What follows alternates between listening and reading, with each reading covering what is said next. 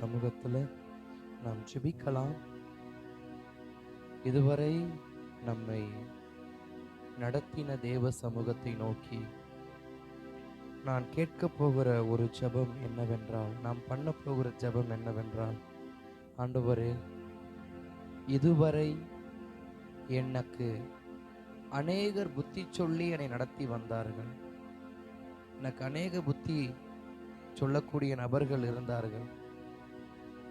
ஆனால் கர்த்தாவே, இந்த நாளில் நாங்கள் கேட்கிறது ஒன்றே ஒன்று, உமது கோலும் உமது தடியும் என்னை தேற்ற வேண்டும் என்று சொல்லி தேவ சமூகத்தில்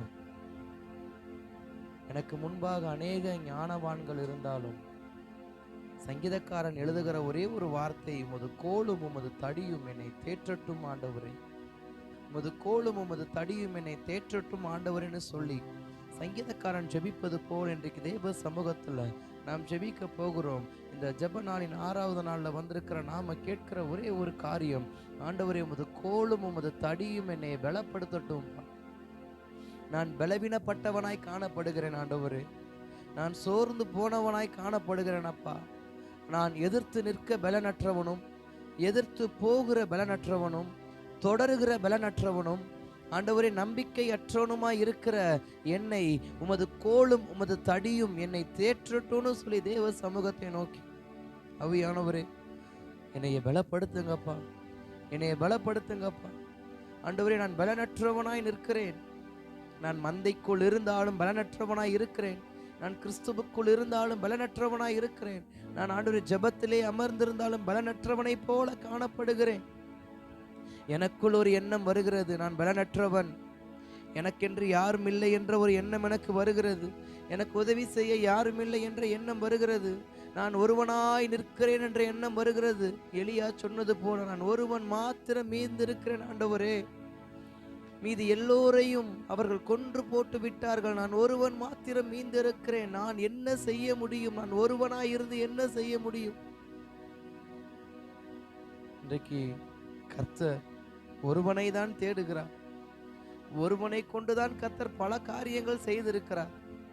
ஆனால் நாம் சொல்லுகிற வார்த்தை, நான் ஒருவன் தான் ஆண்டவரே இருக்கிறேன். நான் ஒருவனாய் இருந்து என்ன செய்ய போறேன்?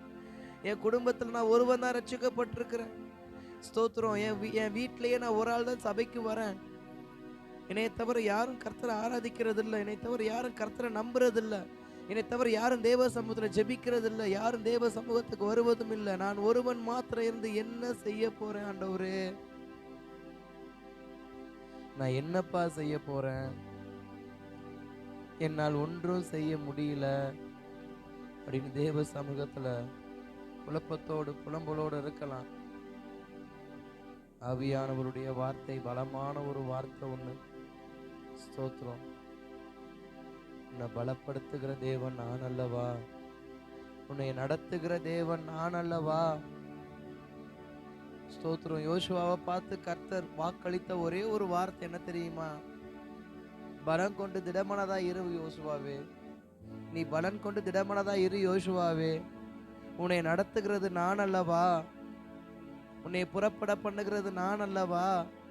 உனக்கு சொன்னதை செய்கிறது நான் அல்லவா? உன்னுடையதான தரிசனத்தை நிறைவேற்ற போறது நான் அல்லவா? நீ ஏன் கலங்குகிறாய்? நீ ஏன் திகைக்கிறாய்? கர்த்தரை நோக்கி அமர்ந்திரு, கர்த்தரை நோக்கி அமர்ந்திரு. அவரே காரியத்தை வாய்க்க பண்ணுகிறவர் அல்லவா?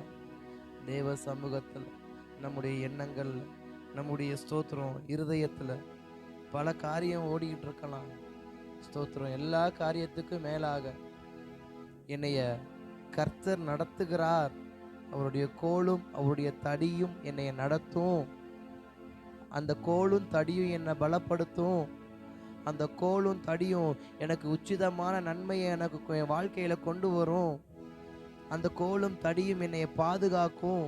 அந்த கோலும் தடியும் என்னைய மரணத்துக்கு தப்புவிக்கும்.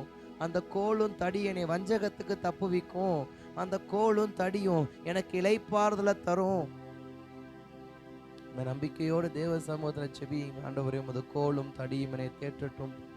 உமது கோலும் தடியும் என்னை தேற்றட்டும் ஆண்டவரே. உமது கோலும் தடியும் என்னை தேற்றட்டும் ஆண்டவரே. என்னைய தேற்றுங்க, என்னை பலப்படுத்துங்க. நான் திடனற்றவனாய் நிற்கிறேன், நான் உதவியற்றவனாய் நிற்கிறேன், எனக்கு பலன் வேண்டும் ஆண்டவரே. நான் திறமையற்றவன் என்று உலகம் சொல்லுகிறது, நான் தகுதியற்றவன் என்று என் உறவினர்கள் சொல்றாங்க, நான் ஒன்றுக்கும் பிரயோஜனப்படமாட்டேன் என்று என் குடும்பத்தார் சொல்லுறாங்க. நான் ஸ்தோத்திரம் என்ன செய்வதப்பா? உம்முடைய சமூகத்துல நிற்கிறேன். உம்மை தவிர எனக்கு வேற யாரும் இல்லப்பா, உம்மை தவிர எனக்கு யாரும் இல்லப்பா. தாவீதை குடும்பத்தார் வெறுத்த பொழுதும் கர்த்தர் தாவீதை வெறுக்கல. தாவீதுக்கு ஒரு திறமையும் இல்லைன்னு சொல்லி அவனை ஸ்தோத்திர குடும்பத்தார் வெறுத்த பொழுது கர்த்தர் தாவீதை வெறுக்கிறல்ல. தாவீதுக்கு கர்த்தர் ஆதரவா இருந்தார்ல. கர்த்தரோ எனக்கு ஆதரவா இருந்தார்னு சங்கீதக்காரன் தாவீது சொல்றார். கர்த்தரோ எனக்கு ஆதரவா இருந்தார் என்று சங்கீதக்காரன் தாவீது உரைக்கிற வார்த்தை என் காதுகளில் மீண்டுமாய் வருகிறது. கர்த்தரோ எனக்கு ஆதரவா இருக்கிறார். ஒன்றும் இல்லை, ஒரு திறமையும் இல்லை, ஒரு படிப்பறிவு இல்லை என்று சொல்லி ஒதுக்கப்பட்ட தாவீதை பார்த்து தாவீதை தேடி தீர்க்கதரிசியை கர்த்தர் அனுப்பி தாவீதை மீண்டும் அவனுடைய ஸ்தானத்துல கர்த்தர் நிலை நிறுத்த அவர் உண்மை உள்ளவராக இருக்கிற பொழுது அவனுக்கு திறமை இல்லை என்று சொன்னாங்க. அவன் அழகா கிண்ணறம் வாசிப்பான். அவனுக்கு தைரியம் இல்லை, நாங்க சிங்கத்தையும் கரடியும் அவன் வேட்டையாடி இருக்கிறான். அவனுக்கு பொறுப்பு இல்லைன்னு சொன்னாங்க. ஸ்தோத்திரம், அவன் மந்தையிலிருந்து ஒரு நாளும் ஒரு ஆடும் காணா போனது கிடையாது. இவ்வளவு ஒரு ஸ்தோத்திரம் அறிவும், இவ்வளவு ஒரு தெளிந்த ஞானமும் விவேகமும் தைரியமும் தேவனை ஆராதிக்கிற பக்குவமும் நிறைந்ததான் அந்த தாவீதை பார்த்துதான் ஸ்தோத்திரம் அவன் குடும்பத்தார் இவன் தகுதியற்றவன். அவன் சகோதரர்கள் சொன்ன வார்த்தை, நீ எதுக்கு இங்க வந்த? நீ எதுக்கு இங்க வந்த? உனக்கு இங்க என்ன வேலை? நீ எதுக்கு இந்த இடத்துக்கு வந்த? தாவீது கேட்கிறாரு, நான் வந்ததுக்கு முகாந்திரம் இல்லையா? தெய்வ சமூகத்துல ஆண்டவரே, நான் ஜெபத்துல உட்கார்ந்ததுக்கு முகாந்திரம் இல்லையாப்பா? நான் தொடர் ஜெபத்துல உட்கார்ந்துருக்க ஒரு முகாந்திரம் இல்லையாப்பா? என்னை நான் ஸ்தோத்திரம் தேவனுக்கென்று ஒப்பு கொடுத்ததுக்கு ஒரு முகாந்திரம் இல்லையாப்பா? நான் ரட்சிக்கப்பட்டதுக்கு ஒரு முகாந்திரம் இல்லையாப்பா? உங்க வார்த்தையை நான் விசுவாசிக்கிறதுக்கு ஒரு முகாந்திரம் இல்லையாப்பா? எனக்கு ஒரு ஸ்தோத்திரம் முகாந்திரம் இல்லையா ஆண்டவரே? எனக்கு ஒரு முகாந்திரம் இல்லையா? தேவ சமூகத்தை நோக்கி ஆண்டவரே, எனக்கு ஒரு முகாந்திரம் இல்லையாப்பா? நான் தான் என் குடும்பத்திலே ரட்சிக்கப்பட்டிருக்கிறேன், எனக்கு ஒரு முகாந்திரம் இல்லையா? நான் தான் கர்த்தருக்காக வெகு பக்தி வைராக்கியமா இருக்கிறேன், எனக்கு ஒரு முகாந்திரம் இல்லையா? எஸ், என்ன குழப்பங்கள் இருந்தாலும் தேவ சமூகத்தை நோக்கி கேளுங்க. ஆண்டவரே, எனக்கு ஒரு காரியத்தை நிர்ணயம் பண்ணுங்கப்பா. எனக்கு ஒரு காரியத்தை கர்த்தர் நிர்ணயம் பண்ணுங்கப்பா. எனக்கு ஒரு காரியத்தை கர்த்தர் நிர்ணயம் பண்ணுங்கப்பா. ஆண்டவரே, உமது கரத்தில் விழுவதே எனக்கு நலம். உமது கோலின் கீழ் விழுவதே எனக்கு நலம். உமது கோலின் கீழ் விழுவதே எனக்கு நலம். உமது கோலும் உமது தடியும் என்னை தேற்றட்டும் ஆண்டவரே. இந்த 6ஆம் நாள்ல தேவ சமூகத்துல அப்பா நிற்கிறதான ஒவ்வொருவருக்காக ஜெபிக்கிறேன். உமது கோலும் உமது தடியும் இவர்களை தேற்றட்டும்னு ஜெபிக்கிறேன். கர்த்தரே இவர்களுக்கு ஆதரவாய் இருப்பீராகன்னு ஜெபிக்கிறேன். உதறி தள்ளினவர்களுக்கு முன்பாக உயர்ந்த ஸ்தானத்துல கர்த்தர் வைப்பீராகன்னு ஜெபிக்கிறேன். இந்த 6ஆம் நாள் ஜெபத்தின் சத்தத்தை கேட்கிறதான யாவரையும் அவர்களை எத்தனை பேர் உதாசீனப்படுத்தி இருந்தாலும், எத்தனை முறை அவர்களை உதறி தள்ளி இருந்தாலும் கர்த்தரோ சேர்த்து கொள்ளுகிறவராய் இருக்கிறீரே. ஆண்டவரே, நடத்துங்கப்பா. உமது கோலின் தடியினால் நடத்தி உச்சிதமான நன்மைகளை ஆண்டவரே அவர்கள் பெற்றுக்கொள்ள உதவி செய்யுங்க. இங்க இருக்கிற யாவரும் தேவனுடைய கோலும் தடியினால் நடத்தப்பட்டு உச்சிதமான எட்டாத ஆசீர்வாதங்களையும் அவர்கள் ஸ்தோத்திரம் பெற்றுக்கொள்ளத்தக்க கர்த்தர் நடத்துவீராக. தாவீதுடைய வாழ்க்கையில எட்டாத ஆசீர்வாதம் என்கிற அந்த ஸ்தானத்தை கர்த்தர் தாவீதுடைய வாழ்க்கையில வாய்க்க பண்ணினது போல ஆண்டவரே, இந்த ஜெப நேரத்தில் நிற்கிற, இந்த ஜெப நேரத்தை கேட்கிற யாவருக்கும் ஆண்டவரே எட்டாத ஆசீர்வாதங்கள் அவர்கள் கரங்களில் எட்ட கர்த்தர் உதவி செய்வீராக ஜெபிக்கிறேன். அது கரத்தில் ஒப்பு கொடுக்கிறோம். ஆவியானவர் நடத்துவீராக, ஆவியானவர் நடத்துவீராக, ஆவியானவர் நடத்துவீராக. உமது கரத்தில் ஒப்பு கொடுக்கிறோம். இந்த 6ஆம் நாளிலும் உமது கோலும் உமது தடியும் எங்களை நடத்தட்டும். எங்களை தேற்றட்டும் ஆண்டவரே, எங்களை தேற்றட்டும், தேற்றட்டும், தேற்றட்டும். உதவாதவன் என்று சொன்ன என்னிடத்தில் பரிசுத்த ஆவியானவர் தங்கி நீ செய்கிற காரியங்கள் பயங்கரமாய் இருக்க போறதுக்காக நன்றி அப்பா. பயங்கரமாய் இருக்க போறதுக்காக நன்றி, பயங்கரமாய் இருக்க போறதுக்காக நன்றி. உம்முடைய கரத்தில் ஒப்பு கொடுக்கிறோம். தொடர்ந்து ஆவியானவரே, பிரசங்க நேரத்தை உமது கரத்தில் ஒப்பு கொடுக்கிறோம். இதுவரை உம்மை பாடி ஆராதிக்க கர்த்தர் உதவி செய்து இன்னும் அது வார்த்தையை கேட்க தீவிரமாய் இருக்கிறதான ஒவ்வொருடைய இருதயத்திலையும் கர்த்தருடைய வார்த்தை ஆண்டவரே ஸ்தோத்திரம், அவருடைய இருதயத்தில் கர்த்தருடைய வார்த்தை எழுதப்படுவதாக ஜெபிக்கிறோம். தொடர்ந்து உமது நாமம் மகிமைப்படட்டும்.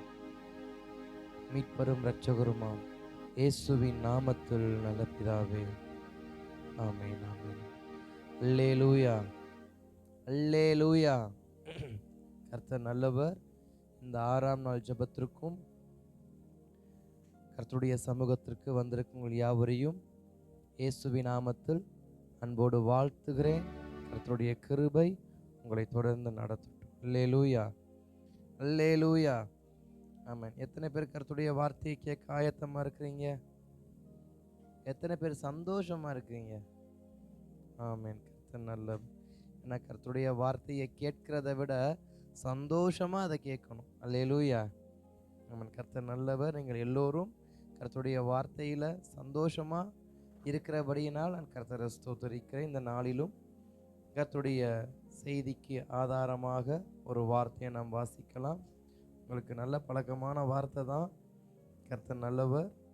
யோசுவாவின் புஸ்தகம் 1ஆம் அதிகாரம் அதன் 6வது வார்த்தையை நாம் வாசிக்கலாமா? யோசுவா 1ஆம் அதிகாரம் அதன் 6வது வார்த்தையை நாம் வாசிக்கலாமா?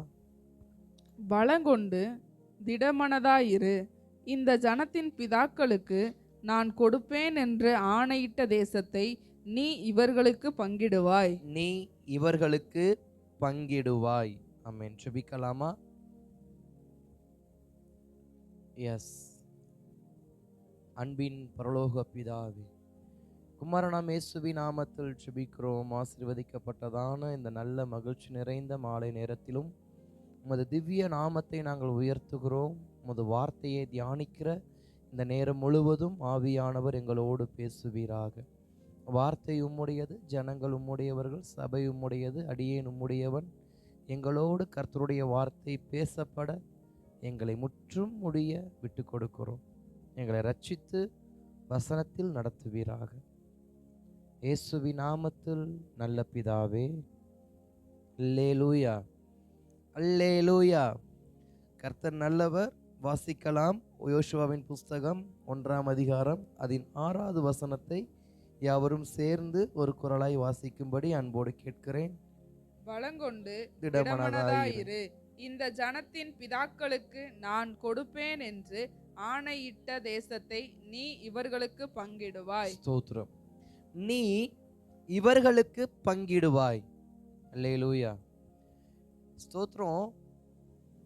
யோசுவாவை பார்த்து கர்த்தர் பேசின வார்த்தையை தான் நாம் இங்கே வாசிக்கிறோம். யோசுவாவை நோக்கி கர்த்தருடைய வார்த்தை ஒன்று புறப்பட்டு வருகிறது. அந்த வார்த்தை என்னவென்றால், நீ இவர்களுக்கு பங்கிடுவாய். இன்னும் முழுசா வாசிக்கணும் அப்படின்னா, ஆணையிட்ட தேசத்தை கர்த்தராகிய தேவன் இஸ்ரவேல் தேசத்திற்கு ஆணையிட்டு கொடுத்த வாக்குத்தத்தம் நிறைந்த அந்த தேசத்தை நீ இவர்களுக்கு பங்கிடுவாய் என்று சொல்லி கர்த்தர் யோசுவாவோடு பேசின வார்த்தையை நாம் இப்போ வாசிச்சோம். ஸ்தோத்திரம். ஏன் கர்த்தர் யோசுவாவோடு இந்த வார்த்தையை மீண்டும் பேசினார் என்று நாம் கொஞ்சம் கவனிக்கணும். யோசுவாவுடைய வாழ்க்கையின் சரித்திரங்கள் நமக்கு நன்றாக தெரியும். யோசுவா என்கிற ஒரு வாலிபனை கர்த்தர் தெரிந்து கொண்டது நமக்கு நன்றாக தெரியும். என்னாகமத்தின் புஸ்தகம் 34ஆம் அதிகாரத்தின் 17வது வசனத்துல ஒரு வார்த்தை அழகா சொல்லப்பட்டிருக்கு. என்னாகமம் 34 அதன் 17வது வசனத்தை நாம் வாசிக்கும்போது, உங்களுக்கு தேசத்தை பங்கிட்டு கொடுக்கும் மனிதரின் நாமங்கள் ஆவன. மனிதர்களின் நாமங்கள் ஆவன. ஆசாரியனாகிய எலெயாசரும் நூனின் குமாரனாகிய யோசுவாவுமே. ஸ்தோத்திரம். இங்கு திட்டமாக கர்த்தர் மோசே உயிரோடு இருக்கும் பொழுது பேசின வார்த்தை என்னவென்றால், இஸ்ரவேல் ஜனங்களை பார்த்து சொல்லுகிறார், இஸ்ரவேல் ஜனங்களே, நான் உங்களுக்கு தேசத்தை பங்கிட்டு கொடுக்க மாட்டேன். உங்களுக்கு தேசத்தை பங்கிட்டு கொடுக்க போகிறவர்களின் நாமங்கள் என்னவென்றால், ஆசாரியன் ஒருவனும் உங்களை நடத்தக்கூடிய தலைவனுமாய் இருக்கிறதான எலெயாசரும் மற்றும் ஸ்தோத்திரம் யோசுவாவும் என்ன பண்ணுவார்கள், உங்களுக்கு இந்த தேசத்தை பங்கிட்டு கொடுப்பார்கள்னு அங்க பேசினார்.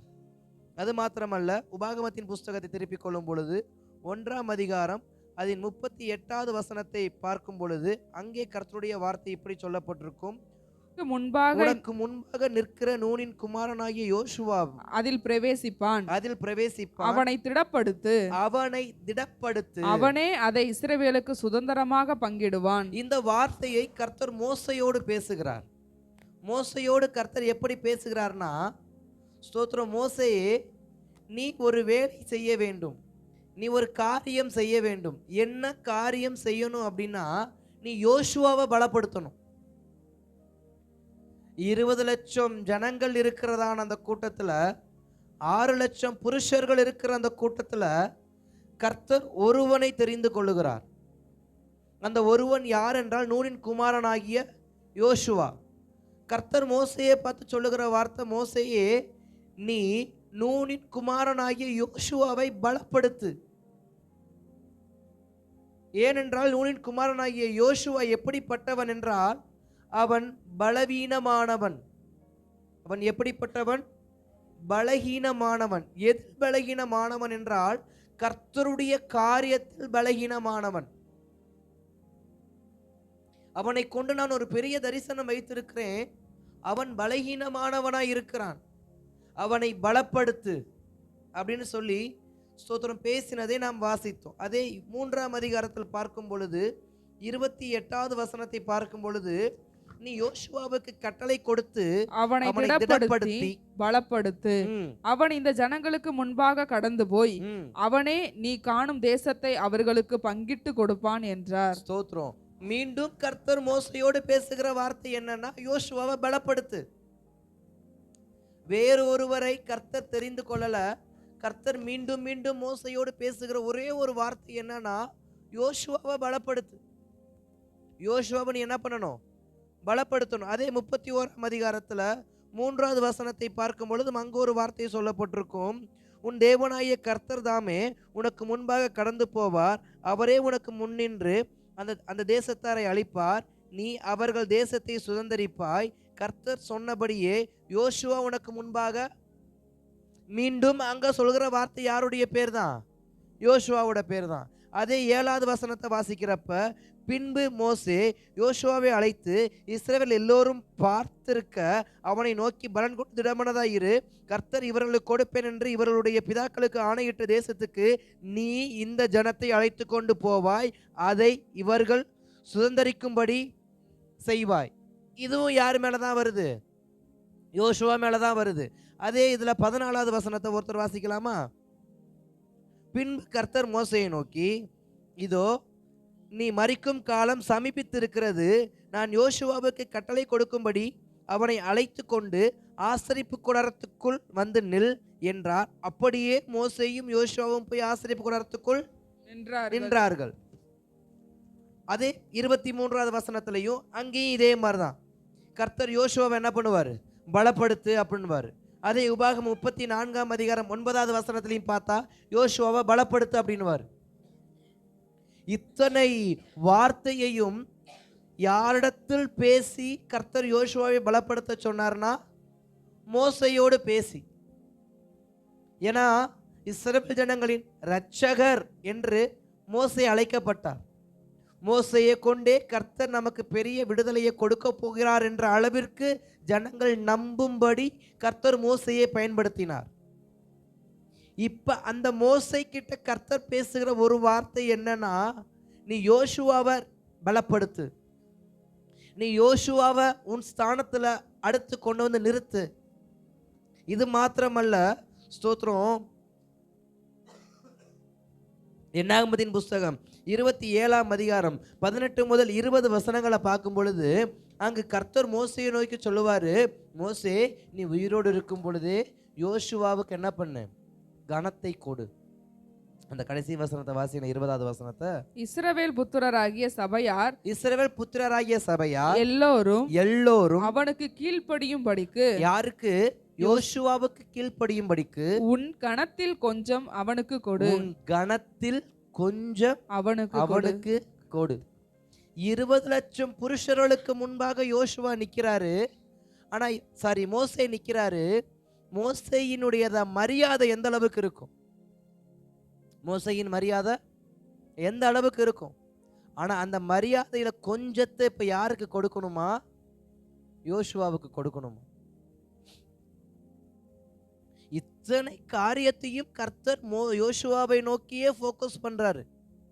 எப்படின்னா, கடந்த 40 ஆண்டு காலங்களாக, ஓராண்டு ஈராண்டு அல்ல, 40 ஆண்டு காலங்களாக, ஸ்தோத்திரம், யோசுவா, மோசே, தேவன், இந்த தொடர்பு 1 வருஷம் 2 வருஷம் இல்ல, 40 வருஷம். 40 வருஷம் தேவனோடு வாழ்ந்த ஒரு தேவ மனிதன், 40 வருஷம் தேவனுடைய ஊழியக்காரனோடு உடனிருந்த ஒரு தேவ மனுஷன், 40 வருஷங்களாய் தேவனை ஆராதித்த ஒரு தேவ மனுஷன் இப்ப செய்கிற ஒரு காரியம் என்னவென்றால், அழுது புலம்பிக் கொண்டு இருக்கிறார். நாம் தேவ சமூகத்தில் எவ்வளவு வைராக்கியம் உள்ளவர்களாய் இருந்தாலும், எவ்வளவு விசுவாசம் உள்ளவர்களாய் இருந்தாலும், எவ்வளவு கீழ்ப்படிதல் உள்ளவர்களாய் இருந்தாலும், நாம் எப்படிப்பட்டவர்களாய் இருக்கிறோம்? கர்த்தருடைய சமூகத்தில் அழுது கொண்டிருக்கிறவர்களாய் இருக்கிறோம். இந்த யோசுவா அழுகிறவன் கிடையாது. இந்த யோசுவா யாரு? அழுகிற ரகத்தை சேர்ந்தவன் கிடையாது. உதாரணத்துக்கு சொல்லணும்னா, யாத்ராகமம் 17ஆம் அதிகாரத்தின் 9வது வசனத்தை நம்ம பார்க்கும் பொழுது அங்க யோசுவாவை பார்த்து மோசே ஒரு வார்த்தை சொல்லுவாரு, நீ நமக்காக மனிதரை தெரிந்து கொண்டு அமலேக்கியரோடு யுத்தம் பண்ண போ. மோசே யோசுவா பார்த்து சொல்றாரு, நீ அமலேக்கியரோடு என்ன பண்ணு, யுத்தம் பண்ண போ. ஆனா ஸ்தோத்திரம், யோசுவா யுத்த புருஷன் கிடையாது. யோசுவா ஒண்ணு எகிப்து தேசத்துல ராணுவ பயிற்சி மையத்துல பயிற்சி எடுத்துக்கொண்டவன் கிடையாது. அவனும் மற்றவர்களைப் போல சாந்தை குழப்பி செங்கலை செய்து அதை சுட்டு அதனால் பிளப்பு நடத்தக்கூடியதான ஒரு சாதாரண மனிதன். ஆனா அவனை பார்த்து மோசே சொல்ற வார்த்தை, நீ மனிதரை தெரிந்து கொண்டு யுத்தத்துக்கு போ. அப்ப யோசுவா நல்ல தைரியமான ஒரு மனுஷனாவும் இருக்கிறாரு. அவருக்கு யுத்தம் பண்ண தெரியலனாலும் மோசேயின் வார்த்தைக்கு கீழ்ப்படிந்து தேவனுக்காக, யாருக்காக? தேவனுக்காக. நம்முடைய வாழ்க்கையில நமக்கு எதுவுமே தெரிஞ்சிருக்காது. ஆனா தேவனுக்காக நாம் எத்தனையோ யுத்தங்களை நம்முடைய வாழ்க்கையில பார்த்து வந்திருப்போம். ஆமாவா இல்லையா? எத்தனையோ யுத்தம் கர்த்தருக்காக, கர்த்தருடைய நாமத்தை தொழுது கொள்வதற்காக, கர்த்தருடைய நாமத்தை பறைசாற்றுவதற்காக, கர்த்தருடைய நாமத்தை கெம்பீரிப்பதற்காக நாம் தெரியாத யுத்தங்களை எல்லாம் நடத்தி வந்திருக்கிறோம். யோசுவாவுக்கு யுத்தம் பண்ண தெரியாது, ஆனா யுத்தம் பண்றாரு.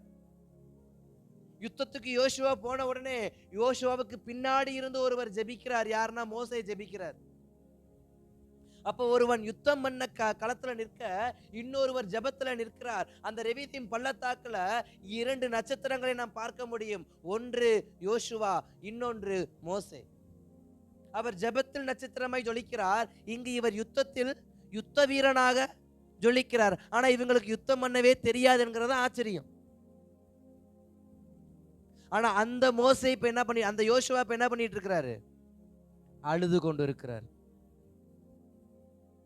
இறங்கி யுத்தம் பண்ணவரு, யுத்தம் பண்ண தெரியாத காலத்திலேயே பட்டயத்தை பிடித்து, ஈட்டியை பிடித்து, வில்ல பிடித்து, ஒரு ஆட்களை தெரிந்து கொண்டு ஒரு குழுவை உருவாக்கி, அந்த குழுவுக்கு தலைவனாக இருந்து, அந்த குழுவுக்கு நல்ல ஸ்தோத்திரம் கட்டளைகளை கொடுத்து, அந்த குழுவை சரியா யுத்தம் பண்ணுவதற்கு நடத்தினார்.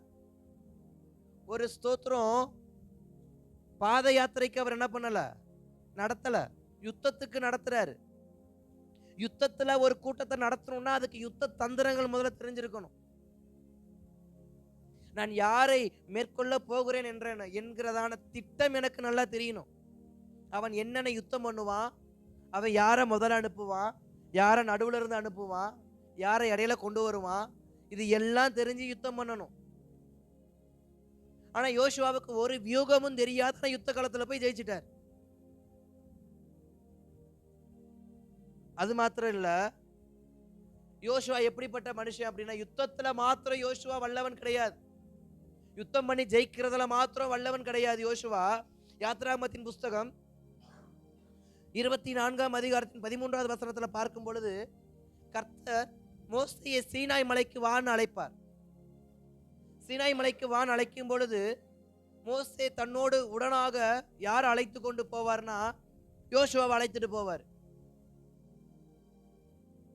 நான் எப்பயுமே கேட்கிறதான ஒரு யோசிக்கிற ஒரு காரியம் என்னன்னா, மோசே கிட்ட கர்த்தர் பேசும்படி கர்த்தர் மோசையை அழைத்தார், மோசே கீழ்ப்படிந்தார். ஆனா மோசையின் வார்த்தைக்கு யோசுவா ஏன் கீழ்ப்படியணும்? மோசையின் வார்த்தைக்கு யோசுவா ஏன் கீழ்ப்படியணும்? மோசே கர்த்தரோடு பேச போகிறார், யோசுவா யார்கிட்ட பேச போறாரு? காட்டுக்குள்ள போய் சீனாய் மலையில ஏறி அவர் யார்கிட்ட பேச போறாரு? யார்கிட்டையும் பேச, அவர்கிட்ட பேச ஆளு கிடையாது, அவர் யார்கிட்டையும் பேச அங்க ஆள் கிடையாது. ஆனா 40 நாள் சீனாய் மலையில் மோசே ஜெபத்திற்காக தேவ சமூகத்தில் பர்வதை மேறும் பொழுது கீழே யார் வெயிட் பண்ணிக்கிட்டு இருக்கிறா? யோசுவாவும் பின்னாடி போய் அங்க ஒரு வேதம் அழகா ஒரு வார்த்தை இப்படி வரலாறு சொல்லுகிறது. கீழ், அதாவது மலையின் உச்சியில் மோசே, மலையின் இடைநிலையில் யோசுவா, மலையின் அடிவாரத்தில் இஸ்ரவேல் ஜனங்கள். ஒரு குறிப்பிட்ட எல்லைக்கு மேல யோசுவாவை கர்த்தர் மேல அழைத்துட்டு வருவதற்கு மோசேக்கு கட்டளை கொடுக்கல. நீ இங்க நிறுத்து போதும், நீ மட்டும்தான் மேல வரணும். அப்ப ஸ்தோத்திரம், யோசுவா எப்படிப்பட்ட மனிதரா இருக்காருன்னா, நல்ல கீழ்ப்படிதல் உள்ள மகனா இருக்கிறார். யாருக்கு கீழ்ப்படுகிறாரு? ஒன்று கர்த்தருக்கு, இரண்டாவது கர்த்தருடைய ஊழியக்காரருக்கு. ஸ்தோத்திரம், 40 நாள் ஆனாலும் இரவும் பகலும் அவர் புசித்தாரா குடித்தாரா தெரியாது, அவருக்கு நல்ல தங்குவதற்கு இருப்பிடம் இருந்துச்சா தெரியாது, நல்ல உறங்குவதற்கு நல்ல தலையானையோட மெத்தை கிடைச்சதா தெரியாது, இல்ல ஸ்தோத்திரம் அவருக்கு சிங்கம் புலி கரடி எல்லாம் பாதுகாப்பு கொடுத்ததா தெரியாது. சீனாய் மலையில் யோசுவாவுக்கு, மோசைக்காக யோசுவா 40 நாட்கள் காத்து கொண்டே இருந்தார். அப்படின்னா நல்ல காத்திருக்கிற இருதயம் உடையவர், நல்ல பக்குவமானவர், நல்ல பொறுமையான மனுஷன். ஆனா அழுதுகிட்டு இருக்காரு. தேவனுடைய செய்கையை பார்த்தவர், இஸ்ரவேல் ஜனங்கள் மோசையின் முகத்தை பார்ப்பதற்கு முன்பாகவே யோசுவா தான் முதல்ல யாருடைய முகத்தை பார்த்தது? மோசையின் முகத்தை பார்த்தது. அந்த பிரசனத்தை பார்த்தது யோசுவா தான். அவ்வளவு நெருக்கமான அனுபவங்களை பெற்றுக்கொண்ட யோசுவா இப்ப என்ன பண்ணிட்டு இருக்காரு? அழுதுகிட்டு இருக்காரு. நமக்கும் அநேக நெருக்கமான அனுபவங்களை கர்த்தர் கற்றுக் கொடுத்திருந்தோம். நாம் எப்படி இருக்கிறோம்? சில சமயத்துல அழுதுகிட்டு தான் இருக்கிறோம். அதை யாத்ராகமத்தின் புஸ்தகம் 33ஆம் அதிகாரம் 11வது வசனத்துல பாக்குறப்ப, யோசுவா என்ற வாலிபன் ஆசரிப்பு கூடத்தை விட்டு விலகாது இருந்தான்னு வார்த்தை போட்டுருக்கோம். அப்படின்னா அவர் ஜெபத்தை ஒரு நாளும் நிறுத்தினது கிடையாது. யோசுவா ஜெபத்தை ஒரு நாளும் நிறுத்தினது கிடையாது. எப்பயுமே அவர் ஜெபத்தில் நிற்பதை மோசே பார்க்கிறார், அவர் ஜெபத்தில் இருப்பதை ஜனங்கள் பார்க்கிறாங்க, அவர் ஜெபத்தில் இருப்பதை கர்த்தர் பார்க்கிறார். அப்ப யோசுவா எப்படிப்பட்ட மனுஷனா இருக்காரு? எப்பயுமே ஜெபிக்கிற மனுஷனா இருக்காரு. ஆனா ஜெபிக்கிற மனுஷன் இப்ப எப்படிப்பட்டவரா இருக்கிறாரு? அழுது கொண்டு இருக்கிறார். ஜெபிக்கிற மனுஷன் தான், நல்ல பாரமா ஜெபிக்கிற மனுஷன் தான், பாதுகாப்புக்காக ஜெபிக்கிற மனுஷன் தான். ஆனா ஜெபிக்கிற மனுஷன் எதற்கும் கலங்கக்கூடாது, ஜெபிக்கிற மனுஷன் எதற்குமே ஸ்தோத்திரம் அச்சப்படக்கூடாது. ஆனா எலியாவும் யோசுவாவும் எப்படி இருக்கிறாங்க? பயந்து அவர் சூறைச்செடிக்கல கிடக்கிறாரு, இவரு அழுது கொண்டு இருக்கிறார். நாம் ஜெபிக்கிறோம், வான மண்டலத்தின் பொல்லாத கிரியைகளை கட்டி ஜெபிக்கிற நான் ஏன் சில சூழ்நிலைகள்ல ரொம்ப அழுகிறேன். ஜெபத்தில் அழுவது வேறு, புலம்பி அழுவது வேறு. இங்கு யோசுவா ஜெபத்தில் அழுகல, புலம்பல் அழுகிறார். புலம்பி அழுக இவர் ஒன்றும் எரேமியா தீர்க்கதரிசி கிடையாது. புலம்பலின் தீர்க்கதரிசி எரேமியாவை போல அந்த புலம்பல் இல்லை, இது வேற புலம்பல். நம்முடைய வாழ்க்கையிலையும் ஜெபிக்கிறோம், விசுவாசிக்கிறோம், கீழ்ப்படுகிறோம், எல்லாம் செய்கிறோம். ஆனா ஒப்பாரி மட்டும் குறையிறது கிடையாது. ஏன்? முகமுகமாய் மோசைக்கு நிகராக யோசுவாவும் அப்பைக்கப்ப தேவ சமூகத்துல போய் நின்று வந்தவர் தான், யுத்தம் பண்ணவர் தான், அமலேக்கியரை யுத்தம் பண்ணி ஜெயிச்சவர் தான், ஆசிரியப்படத்திட்டு விலகாத மனுஷன் தான். சீனாய் மலைக்கு மோசே தனித்து ஜெபிக்கும் போதெல்லாம் யோசுவாவை கூட்டு போவார். யோசுவாவும் தனி ஜெபத்துக்கு போவார். அப்ப அவரும் அப்புறம் ஜெபம் பண்ணுவாரு. என்ன சோதர மோசே உச்சில ஜெபம் பண்ணாரு, யோசுவா கடையில ஜெபம் பண்ணிட்டு இருப்பாரு. நல்ல ஜெபிக்க தெரிஞ்ச மனுஷன், யுத்தம் பண்ண தெரிஞ்ச மனுஷன், கீழ்ப்படிய தெரிஞ்ச மனுஷன், தேவ சித்தத்தை செய்ய தெரிஞ்ச மனுஷன். ஆனா எப்படி இருக்காரு? இப்ப அழுகையில உட்கார்ந்துருக்க. சோட விட்டாரா? அந்த யோசுவா எப்படிப்பட்டவரா இருக்காரு? தரிசனத்தோடு நடக்கிற மனுஷன். இன்னும் சொல்லட்டுமே, வாக்கு தத்தத்தையும் கர்த்தருடைய வார்த்தையையும் தன் இருதயத்தில் எழுதி வைத்து நடந்த மனுஷன். வேவு பார்க்கும்படி சோதர மோசே 12 பேர் அனுப்பும். அதுல யோசுவாவும் காலைப்படுகிற 2 பேர் மட்டும் கர்த்தருடைய தரிசனத்தையும் கர்த்தருடைய திட்டத்தையும் கர்த்தருடையதான செயல்களையும் சரியாய் உணர்ந்தவர்களாய் வந்து ஜனங்களோடு பேசினார்கள். அவ்வளவு தெளிவா இருக்கு. ஆனா என்ன பண்ணிட்டு இருக்காரு? இப்ப அழுதுகிட்டு இருக்காரு. அவ்வளவு தெளிவா பேசுறாரு. 10 பேர் சொல்றாங்க, இல்ல நம்மளால இந்த தேசத்தை மேற்கொள்ள முடியாது, இந்த தேசம் நமக்கு ஒத்து வராது, இதுல நம்ம வாழ முடியாது அப்படின்னு சொல்லி 10 பேர் சொல்றாங்க. ஆனா யோசுவாவும் காலேப்பு சட்டையை கிழிச்சுக்கிட்டு சொல்ற வார்த்தை, ஏ பைத்தியக்காரங்களா, இது அப்படி கிடையாது, கர்த்தர் நம் பட்சத்தில் இருக்கிறார் அப்படின்னு சொல்லி அவ்வளவு கர்ஜனையா பேசின மனுஷன். ஆனா இப்ப எப்படி இருக்காரு? அழுதுகிட்டு இருக்காரு. உத்தமமாய் கர்த்தரை பின்பற்றின மனுஷன். என்னாகமத்தின் புத்தகம் 32ஆம் அதிகாரம் 11ஆவது வசனம் சொல்லுது, உத்தமமாய் பின்பற்றின மனுஷன் யோசுவா. ஆனா இப்ப தேவ சமூகத்துல என்ன பண்ணிட்டு இருக்காரு? அழுதுகிட்டு இருக்காரு. ஏன்? எனக்கு ஜெபிக்க தெரியும், எனக்கு உத்தமமா பின்பற்ற தெரியும், எனக்கு கர்த்தருடைய வார்த்தையை கேட்க தெரியும், அந்த கேட்ட வார்த்தைக்கு கீழ்ப்படிய தெரியும். ஆனா நான் எப்பயுமே யாரை நம்பி இருந்திருக்கேன்? மோசேயவே நம்பி இருந்திருக்கேன். நான் எப்பயுமே யாரையே டிபெண்ட் பண்ணி இருந்துட்டேன்?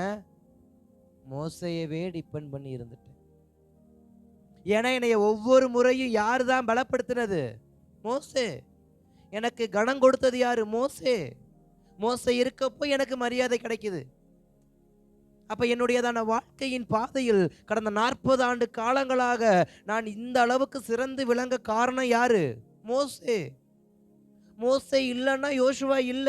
மோசே இல்லைன்னா யோசுவாவுக்கு மரியாதை இல்ல.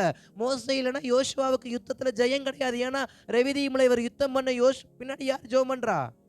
மோசே ஜெபம் பண்ணிட்டு இருக்காரு. இப்போ ஒவ்வொரு இடத்திலும் மோசேக்கு பின்னாடி தான் யோசுவா நிக்கிறாரு. அதனால யோசுவா ரொம்ப தைரியமா இருந்தாரு, ரொம்ப உற்சாகமா ஜெபம் பண்ணாரு. இன்றைக்கும் நம் சபைக்குள் ஜெபிக்கும் பொழுது ரொம்ப உற்சாகமா ஜெபம் பண்ணுவோம், ரொம்ப ஆவியில் நிறைஞ்சு ஜெபம் பண்ணுவோம். இல்ல ஜெபிக்கிறதுக்கு ஒரு 10 பேர் சேர்ந்துட்டாக்க, இல்ல நமக்கு ஒரு ஊழியக்காரர் இருக்காருனாக்க, இல்ல ஒரு ஜெபத்துக்கு ஊழியக்காரர் வந்திருக்காருனாக்க, நாம நல்லா ஸ்தோத்திரம், நல்லா ஜெபம் பண்ணுவோம், நல்ல விசுவாசமா பேசுவோம், நல்ல அறிக்கை பண்ணுவோம். ஆனா தனிமையில விசுவாசம் இருக்கா?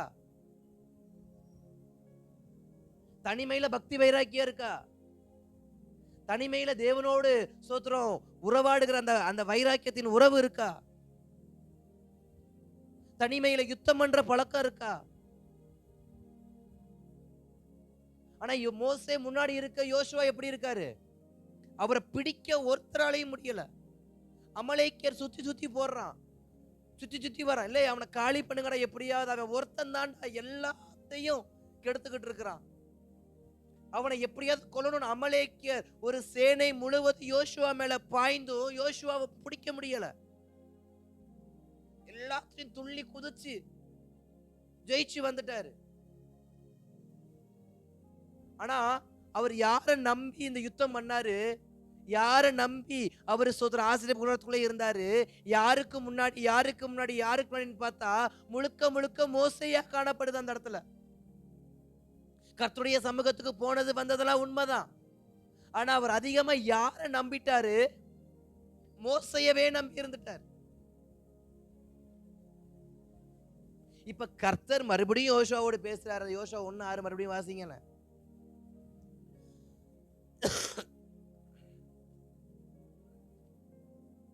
பலங்கொண்டு திடமனதாயிரு, பலன் கொண்டு திடமனதாயிரு, திடமனதாயிரு. இந்த ஜனத்தின் பிதாக்களுக்கு நான் கொடுப்பேன் என்று ஆணையிட்ட தேசத்தை நீ இவர்களுக்கு பங்கிடுவாய். இப்ப ஸ்தோத்திர யோசுவாவுக்குள்ள என்ன அழுக, என்ன விதமான கலக்கம் வந்திருக்கும்னா, மோசே மரித்துட்டாரு, இனி எனக்கு ஆதரவு யார்? மோசே மரிச்சிட்டாரு, இனி எனக்கு ஆதரவு யார்? இனி எனக்கு வழிகாட்டி யார்? இனி நான் யாரை நம்புவேன்? எனக்காக இனி யாரு ஜெபம் பண்ணுவா?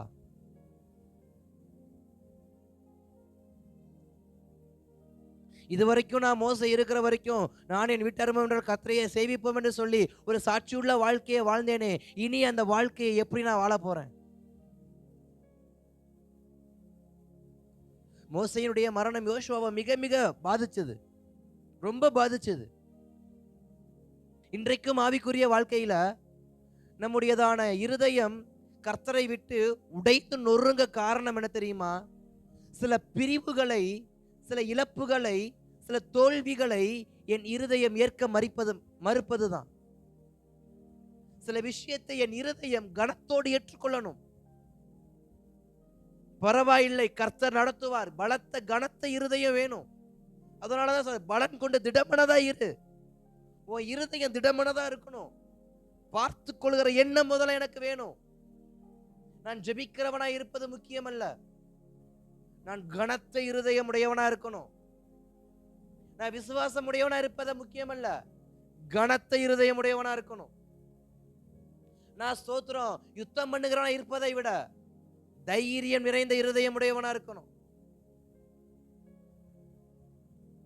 6 லட்சம் புருஷர்களையும் 20 லட்சம் ஜனங்களையும் நடத்துவதற்கு தலைவன் என்கிற அதிகாரம் வந்தா மட்டும் பத்தாது.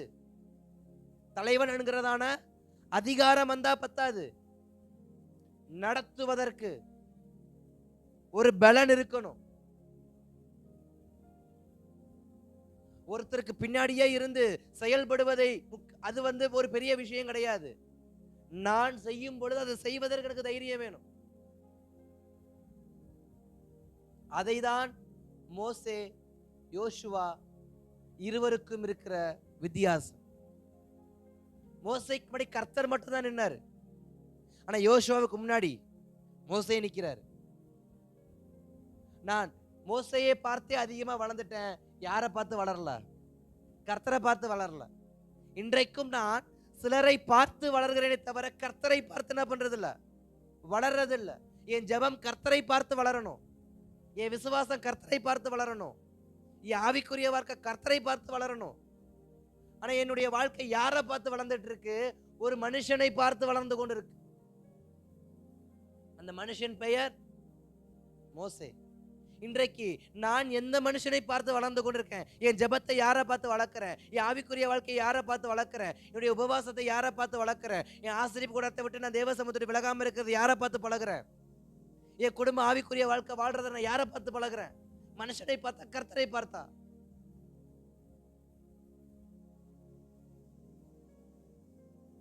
ஏன்னா யோசுவா ஒவ்வொரு முறையும் மோசையை பார்த்து பார்த்து பழகுனதுனால இப்ப அவருக்கு தனித்து செயல்பட முடியல.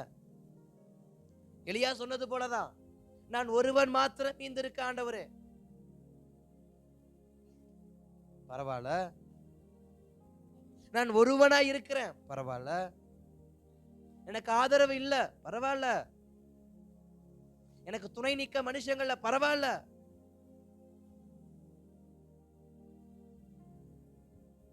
உட்கார்ந்து அழுகிறாரு.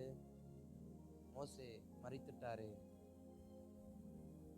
ஆனா ஸ்தோத்திரம், மோசே உயிரோடு இருக்கும் பொழுது கர்த்தர் அங்க கற்றுக் கொடுத்த காரியம் என்ன? யோசுவாவுக்கும் மோசேக்கும், இனி யோசுவா நீதான், இனி நீதான். கர்த்தர் பேசும் பொழுது ஒவ்வொரு முறையும் கர்த்தர் பேசின வார்த்தை தெரியுமா? நீதான், நீதான், நீதான், நீதான்னு சொல்லி பேசுறாரு. ஆனா யோசுவாவோ, மோசே இருக்கிறார், பார்த்துக்கொள்வார். மோசே இருக்கிறார், பார்த்துக்கொள்வார். மோசே பார்த்துக்கொள்வார், அவர்கள் பார்த்துக்கொள்வார்கள், இவர்கள் பார்த்துக்கொள்வார்கள் என்று என் காரியத்தை நான் சரியாய் பார்க்காமல் அவர்கள் பார்த்துக்கொள்வார்கள், இவர்கள் பார்த்துக்கொள்வார்கள் என்று விட்டு கொடுத்ததால இன்றைக்கு என்னால் நிற்க முடியல.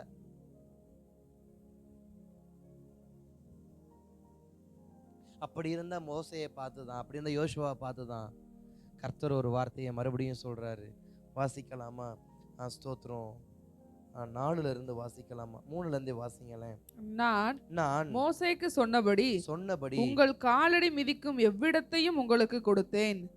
வனாந்தரமும் இந்த லீபனோனும் தொடங்கி ஐபிராத் நதியான பெரிய நதி மட்டும் உள்ள ஏத்தியரின் தேசம் அனைத்தும் சூரியன் அஸ்தமிக்கிற திசையான பெரிய சமுத்திரம் வரைக்கும் உங்கள் எல்லையாயிருக்கும். நீ உயிரோடு இருக்கும் நாளெல்லாம் ஒருவனும் உனக்கு முன்பாக எதிர்த்து நிற்பதில்லை, ஒருவனும் உனக்கு முன்பாக எதிர்த்து நிற்பது இல்லை. நான் மோசையோடு இருந்தது போல, நான் மோசைக்கு எப்படி இருந்தேனோ உன்னோடும் இருப்பேன், அப்படியே உனக்கும் இருப்பேன். நான் உன்னை விட்டு விலகுவதும் இல்லை, நான் உன்னை விட்டு ஒரு நாள் என்ன பண்ண மாட்டேன், உன்னை கைவிடுவதும் இல்லை, உன்னை ஒரு நாள் என்ன பண்ண போறதில்ல. இப்ப கர்த்தர் யோசுவாவோடு பேசுகிறதான பிரத்யட்சமான வார்த்தைகளை நம்ம வாசிச்சோம்.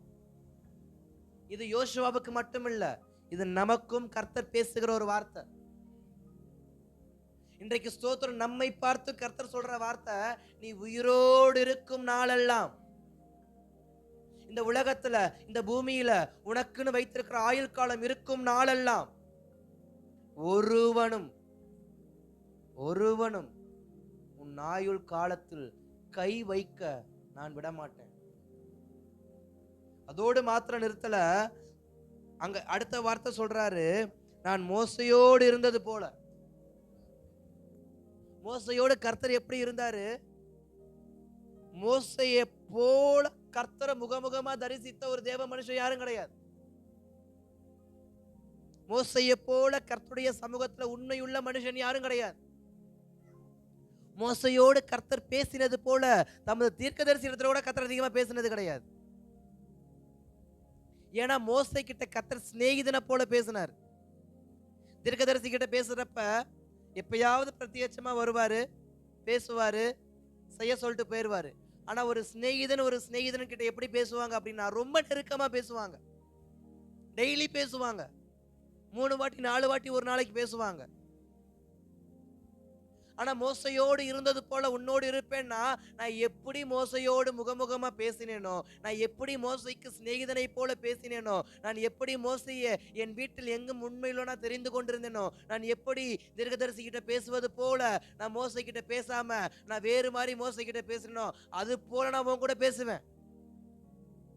அது மட்டும் இல்ல, ஒரு சேனையே எழும்பி வந்தாலும், ஒரு சேனையே உன் பக்கத்தில் 1000 உன் வலதுபுறத்தில் 10,000 வந்தாலும் உன்னை நான் அணுக விட மாட்டேன். ஏன்னா நான் மோசையோடு இருந்தது போல நான் உன் கூட இருப்பேன். ஒரு பெரிய சமுத்திரமே வந்தாலும் உனக்கு நான் வழியா நிற்பேன். ஒரு சேனை துரத்தி வந்தாலும் அவர்களுக்கு முன்பாக நான் காப்பாற்றுவேன். ஒரு பெரிய கசப்புள்ள காரியம் வாழ்க்கையில வந்தா நான் மதுரமா மாத்துவேன். உன் நாவு வறண்டு போனா கண்மலையின் தண்ணீர் உனக்கு நான் என்ன பண்ணுவேன், கொடுப்பேன். நீ புசிப்பதற்கு மன்னாவையும் காடை இறைச்சி என்ன பண்ணுவேன், தருவேன். இப்படியெல்லாம் கர்த்தர் மோசையோடு இருந்தது போல சொல்றாரு, மோசவா நான் உன் கூட இருக்கிறேன்ப்பா. ஸ்தானம் தான் மாறி இருக்கே தவிர நான் மாறல. மோசைக்கு பதிலா யோசுவா நீ வந்திருக்கே தவிர கர்த்தருக்கு பதிலா வேறு ஒருவர் வரல. அவரை நடத்தின தேவன் தான் இன்றைக்கு உன்னைய நடத்த போறேன்.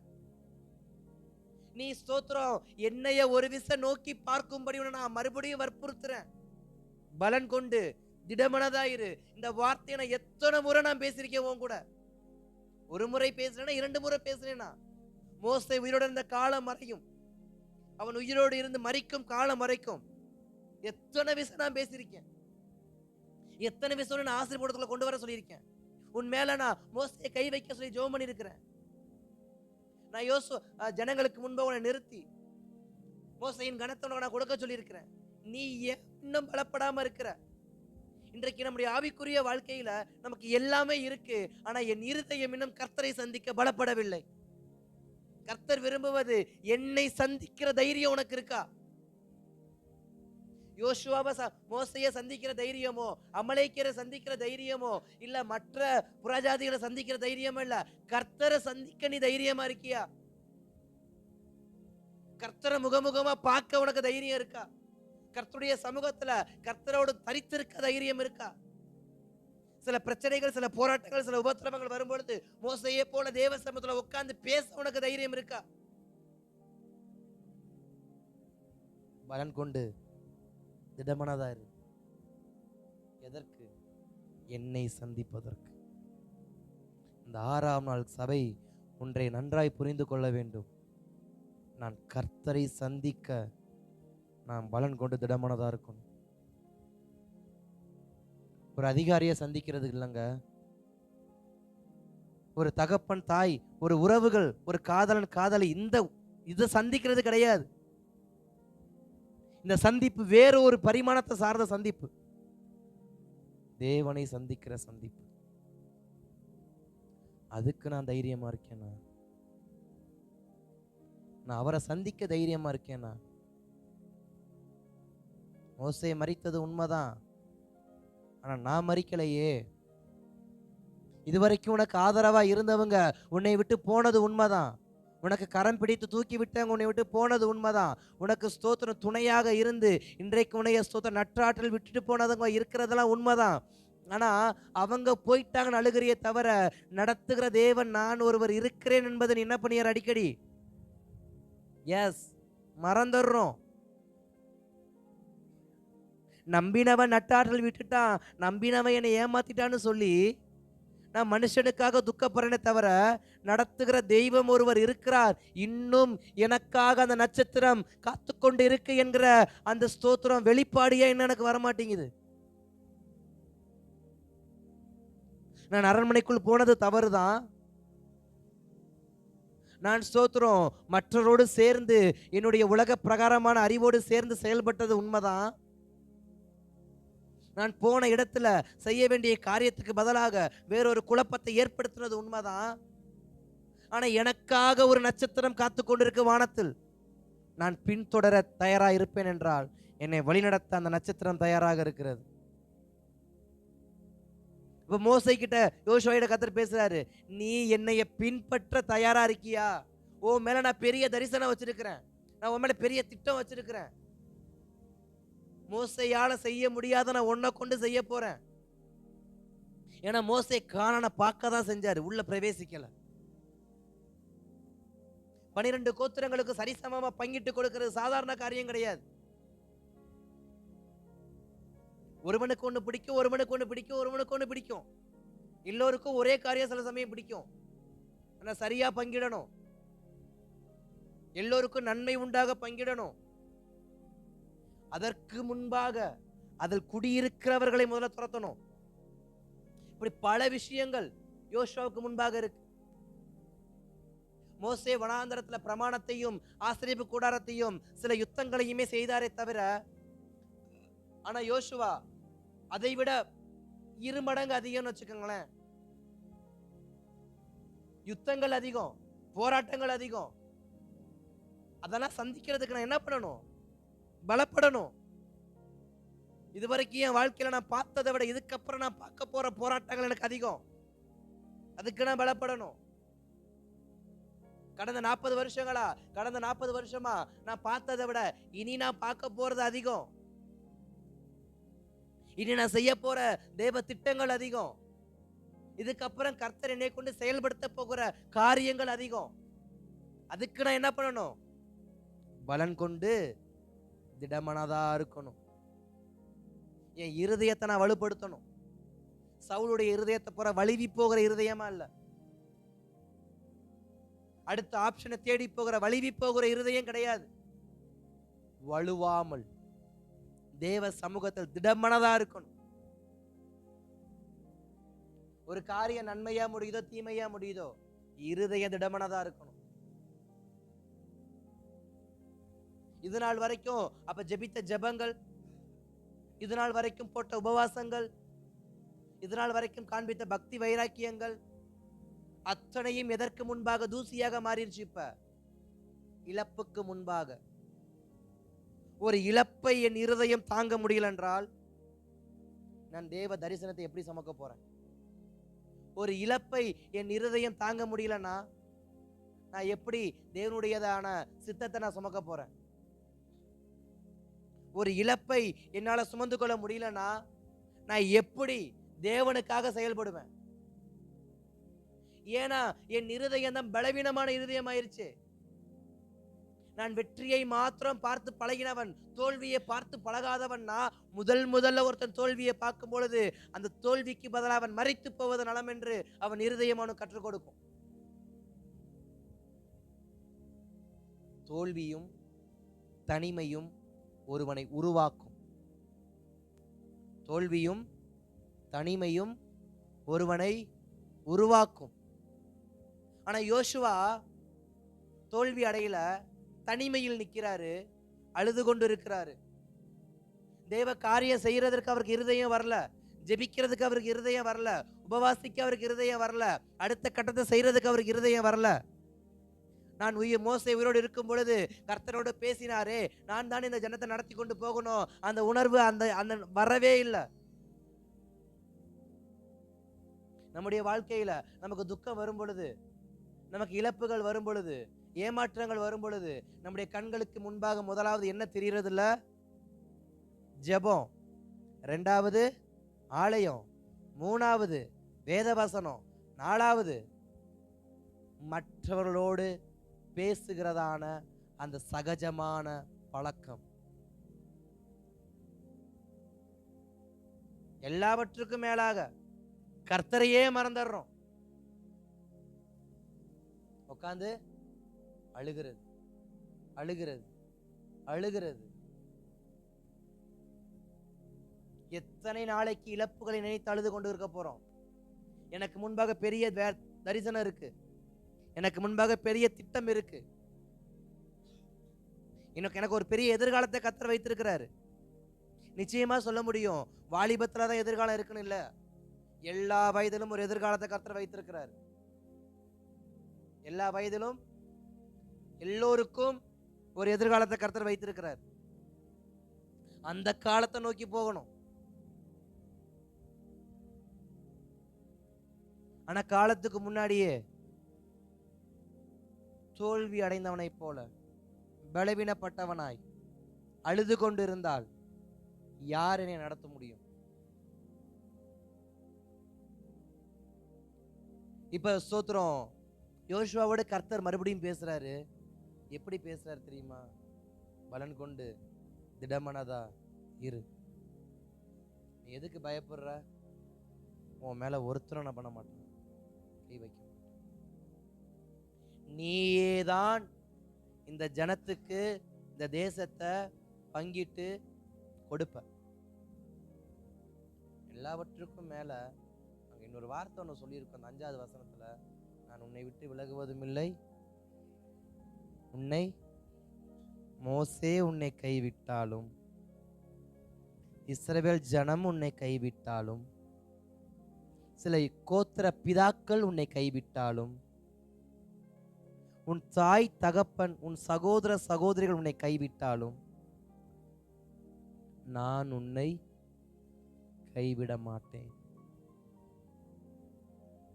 யார் என்னை கைவிட்டாலும் இயேசு என்னை, அதை தான் யோசுவாவுக்கு ஆண்டவர் சொன்னார். நீ ஏன்பா அழுகிற? ஏன் அழுகிற? எதுக்காக அழுகிற? யாருக்காக அழுகிற? யாரை நினைச்சு அதிகமா அழுகிற? உலகத்தையா? குடும்பத்தையா? குடும்ப உறவுகளையா? தனிப்பட்ட ஆசீர்வாதத்தையா? தனிப்பட்ட நன்மையையா? எதை நினைச்சு அழுகிற? நீ ஜெபத்தை, அந்த காரியத்துல நீ ஜெபத்துக்குள்ள அழுகிறது வேற, ஜெபத்துல அழுது போராடுறது வேற.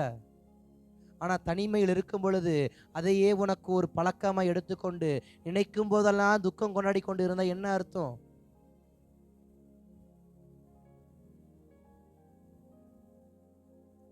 மோசேக்காக துக்கம் கொண்டாடுறது உண்மைதான்.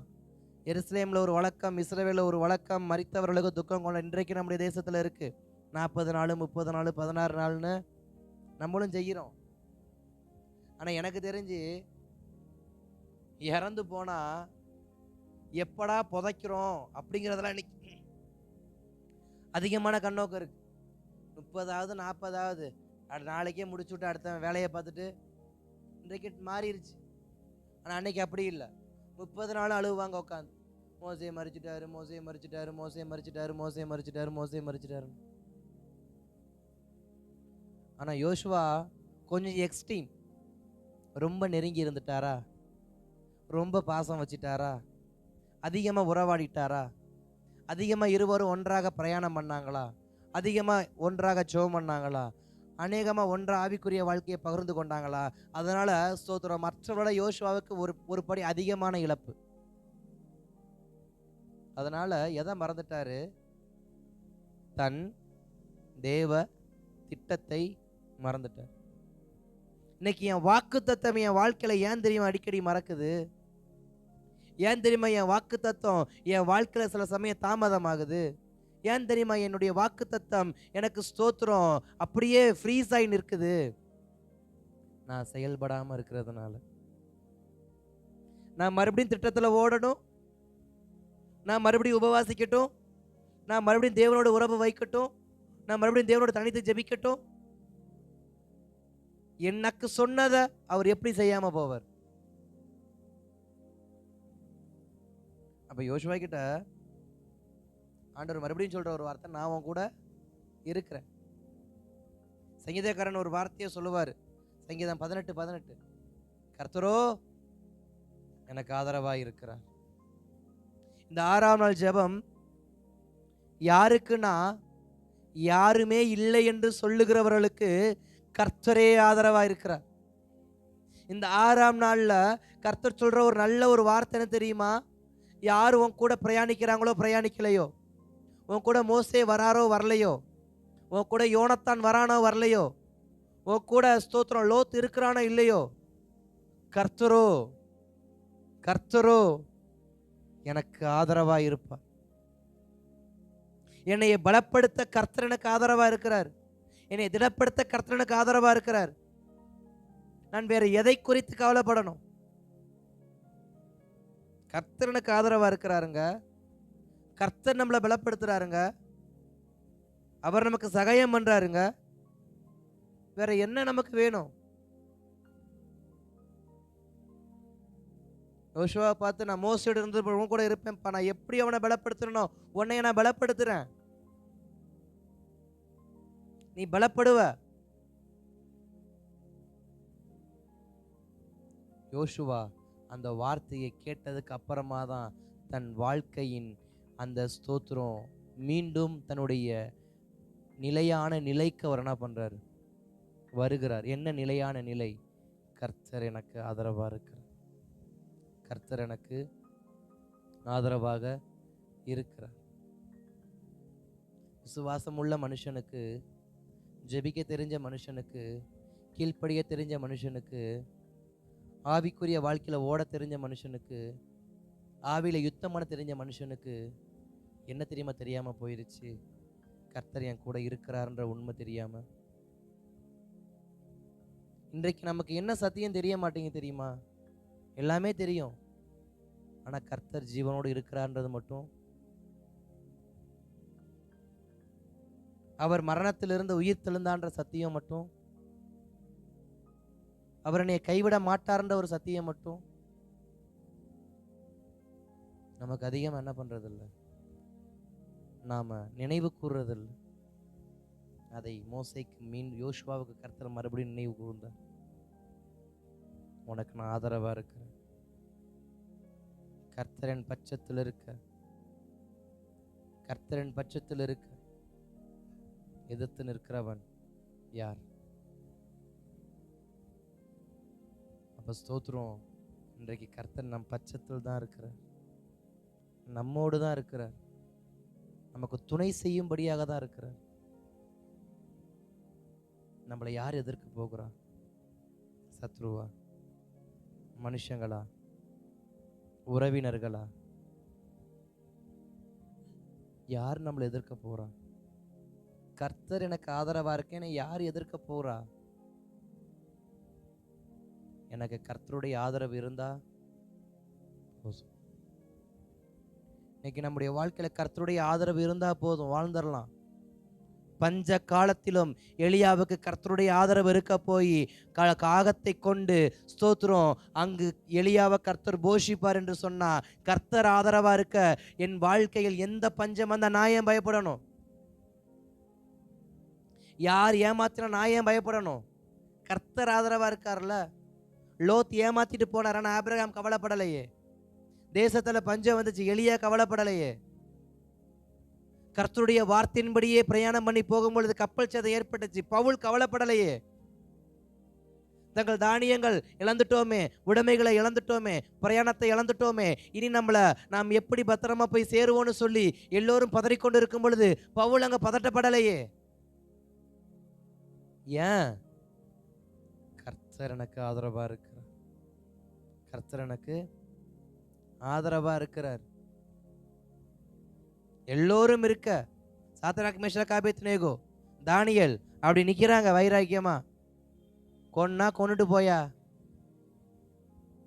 நாங்கள் ஆராதிக்கிற தேவன் எங்களை விடுவித்தாலும் விடுவியாமல் போனாலும் சரி, அவங்களுக்கு தெரியும் கர்த்தர் எங்களுக்கு ஆதரவா இருக்கிறார். அவ்வளவு தைரியமா அக்கினி சோலைக்குள்ள போறதுக்கும், அவ்வளவு தைரியமா சிங்கக்கெபிக்குள் போறதுக்கும் ஒரு தனி பலம் வேணும் இருதயத்துல. அதான் பலன் கொண்டு திடமனதாயிரு. இருதயத்துல ஒரு தனி தைரியம் வேணும். ஜெபத்துல சத்துருவை மிதிக்கிறேன், சர்ப்பத்தை மிதிக்கிறேன், சிங்கத்தை நசுக்கிறேன்றதை விட நேர்ல பாக்குறப்ப ஒரு இருதயத்துல ஒரு தைரியம் வரணும். அது என்னை அணுகாது. பவுலுடைய வார்த்தையை சொல்லி ஜெபிக்கிறோம். சோதர விஷப்பூச்சி கடிச்சும் விரியன் கடிச்சும் பவுலுக்கு ஒன்னும் ஆகல. அல்லேலூயா. நிஜத்துல இருதயத்துல தைரியம் இருக்கணும், இருதயத்துல ஒரு பலம் இருக்கணும். சர்ப்பத்தை பார்த்தாலும் சரி, விஷப்பூச்சிகளை பார்த்தாலும் சரி, இரவுகளை பார்த்தாலும் சரி, இழப்புகளை பார்த்தாலும் சரி, என் இருதயம் தைரியப்படணும், தைரியமா இருக்கணும். கர்த்தர் எனக்கு ஆதரவா இருக்காருன்ற தைரியம் வேணும்.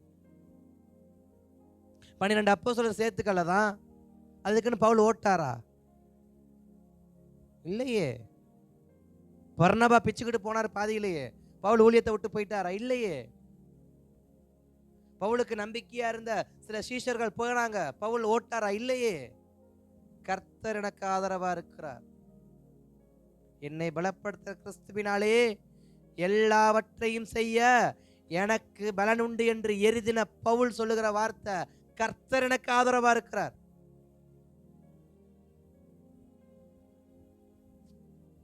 யோசுவாவை பார்த்தும் கர்த்தர் சொன்ன வார்த்தை, நம்மளை பார்த்தும் கர்த்தர் சொல்ற வார்த்தை, என் வாக்கு தத்தம் நிறைவேற என் இருதயம் முதலாவது பலப்படணும். எதற்கு? எல்லாவற்றையும் ஏற்றுக்கொண்டு விசுவாசத்தில் நிலைத்து நிற்க என் இருதயம் முதல்ல பக்குவப்படணும். எது வேணா நடக்கட்டும்.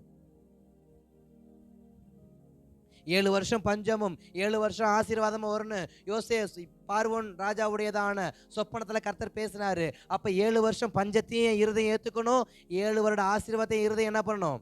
அந்த பக்குவம் ஃபர்ஸ்ட் எனக்கு வேணும். அந்த பக்குவத்தோடு என் தேசத்துக்கு தேவையான நன்மையை பங்கிட்டு கொடுக்கிற பலத்தை கர்த்தர் கொடுப்பாரு. அப்ப என் இருதயம் என்ன படணும்? முதலாவது பலப்படணும். என்ன நடந்தாலும் சரி. ஆவேசம் ஆவேசம் என்று கத்துவதை விட என் படகில் கர்த்தர் இருக்கிறார் என்பதை உறுதிப்படுத்திக் கொண்டு தைரியமா இருக்கணும். கர்த்தர் அதானே சொன்னாரு, நான் படகில் இருக்க இந்த காற்றும் இந்த கடலும் இந்த அலையும் உங்களை என்ன செய்யும்? கடல் மேல் நடந்து வந்த நான் இருக்க, உன் படகின் பின்னணையத்தில் இருக்கிற நான் இருக்க, உன் படகு எப்படி மூழ்கும்? நீ ஏன் பயப்படுற? ஏன் திடமனதை இழந்து போற? ஏன் தைரியத்தை இழந்து போற? அநேக நேரத்துல நம்ம நல்ல விசுவாசிங்க தான், நம்ம நல்ல ஜெபிக்கிறவங்க தான், நம்ம நல்ல ஆவிக்குரிய வாழ்க்கையை வாழ்றவங்க தான். ஆனா என்ன ஹார்ட் மட்டும் வீக்கு. ஒரு ஓப்பன் சர்ஜரி பண்ணா சரியாயிரும் நம்புறேன். சிலருக்கு ஸ்டண்ட் வச்சா போதும், சிலருக்கு ஆஞ்சியோ பண்ணா போதும். ஆனா சிலருக்கு ஓப்பன் சர்ஜரி பண்ணாதான் ஆகும்னா கர்த்தருடைய சமூகத்துல அதுக்கும் நான் தயாரா இருக்கணும். அல்லேலூயா. இருதயம் பலகீனப்பட்டா நான் என் வாழ்க்கையில ஜெயிக்க முடியாது. என் வாழ்க்கையில ஜெயிக்க அதை தான் கர்த்தர் யோசுவா கற்றுக் கொடுத்தார். யோசுவா, உனக்கு உபவாசிக்க தெரியும்டா, உனக்கு ஜெபிக்க தெரியும்டா, உனக்கு ஆவிக்குரிய வாழ்க்கையை வாழ தெரியும்டா, உனக்கு தேவ சமூகத்திலே 24 மணி நேரம் இருக்க தெரியும்டா. ஆனா உனக்கு தைரியமா இருக்க மட்டும் என்ன பண்ண மாட்டேங்குது? 100 பேரோடு சேர்ந்து நிற்பது தைரியம் அல்ல, ஒருவனாய் நின்று தேவ திட்டத்தை செயல்படுத்துகிற தைரியம் எனக்கு வேணும். 100 பேரோடு சேர்ந்து சபையோடு சேர்ந்து சுவிசேஷம் சொல்லுகிற தைரியம், ஒருவனாய் நின்று சொல்லுவதற்கு எனக்கு தைரியம் வேணும். இடையில ஒரு ஊழியக்கார குறித்து நம்ம சமூக வலைதளத்தில் அதிகமாக பார்த்துருப்போம். ஒயின் ஷாப் வாசல்ல நின்று கத்துறாரு 2 பிள்ளைய வச்சுக்கிட்டு, குடிக்க போகாதீங்க, குடி உங்க வாழ்க்கையை கெடுத்துரும். சபையில் ஒரு 10 பேரா சேர்ந்து ஒரு 20 பேரா சேர்ந்து ஒயின் ஷாப் வாசல் நின்று சுவிசேஷம் சொல்றது வேற, ஒற்றையாளா இருந்து சுவிசேஷம் சொல்வது. அதுக்கு என் இருதயத்துல தைரியம் இருக்கா? அதுக்கு என் இருதயத்துல பலன் இருக்கா? சபையா சேர்ந்து ஒரு பிசாசை துரத்துறது வேற, ஒருவனா போய் ஒரு பிசாசை துரத்துற தைரியம் இருதயத்துல இருக்கா? பலப்படணும், அதுக்கு பலப்படணும். நான் இருதயத்தில் பலப்படாமல் என்னை கொண்டு சில பங்கிடுகிற ஊழியத்தை கர்த்தரால் செய்ய முடியாது. நான் தைரியமா இருந்தால் என்னை கொண்டு போஷிக்கப்படுகிற கோத்திரங்கள் எத்தனை கோத்திரம்? 12 கோத்திரம். நான் தைரியமா இருந்தால் என் நிமித்தம் 12 கோத்திரங்கள் சமாதானமா வாழும். என் ஒருவனுடைய சமாதானம் 12 கோத்திரத்தின் சமாதானம், அதாவது சமஸ்த இஸ்ரவேலின் சமாதானம். யாருடைய சமாதானம்? என்னுடைய சமாதானம். என் இருதயம் சமாதானமா இருந்தா சமஸ்த இஸ்ரவேலும் சமாதானமா இருக்கும். ஏன்னா சமஸ்த இஸ்ரவேல் தேசத்துக்கும் 12 இடங்களை சமமாய் கொடுத்தால் தான் 12 கோத்திரங்களும் சண்டை போட்டு கொள்ளாமல் ஒருவருக்கொருவர் அன்பு ஐக்கியமா இருப்பாங்க. அந்த ஞானம் பிறக்கணும்னா இருதயம் முதல்ல தைரியமா இருக்கணும். அப்ப ஸ்தோத்திரம், வாக்குத்தத்தத்தை நிறைவேறணும்னா நீ அவர்களுக்கு பங்கிடுவாய். இந்த வசனத்தை நம்ம எப்படி வாசிங்களேன்? ஆணையிட்ட தேசத்தை நீ இவர்களுக்கு பங்கிடுவாய். என் ஊழியம் நிறைவேறணும்னா, என் வாக்குத்தத்தம் நிறைவேறணும்னா, என் தரிசனம் நிறைவேறணும்னா நான் பலன் கொண்டு திடமனதாய் மாறணும். மாறினால் வாக்குத்தத்தம் நிறைவேறும், தரிசனம் நிறைவேறும், கொடுக்கப்பட்ட ஆசீர்வாதங்கள் நிறைவேறும். ஆனால் இருதயம் பலகீனப்பட்டா என்னால் ஒன்றும் பெற்றுக்கொள்ள முடியாது. அப்ப மோசேயின் ஆதரவை விட எனக்கு கர்த்தர் ஆதரவாக இருக்கிறார். மோசேக்காக அழுவதை விட கர்த்தர் எனக்கு ஆதரவாக இருக்கிறார் என்று சொல்லி நான் தேவ சமூகத்தில் என்னை பலப்படுத்திக் கொள்வது நல்லது. அல்லேலூயா. ஜெபிக்கலாமா? தேவ சமூகத்தில் முடிந்தவர்கள் முழங்கால் படியிட்டு